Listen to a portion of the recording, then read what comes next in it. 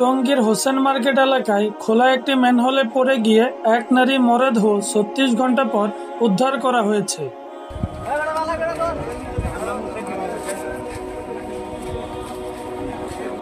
নিহত নারীটির নাম ফারিয়া তাসমিম জ্যোতি।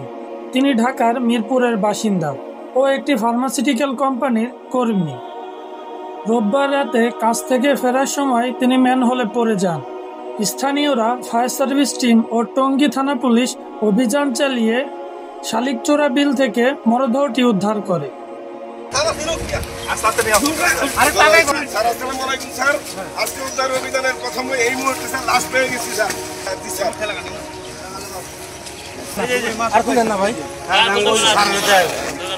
স্থানীয়দের দাবি, ম্যানহোলটি দীর্ঘদিন যাবৎ খোলা ছিল, কিন্তু কোনো সতর্কতামূলক ব্যবস্থা ছিল না।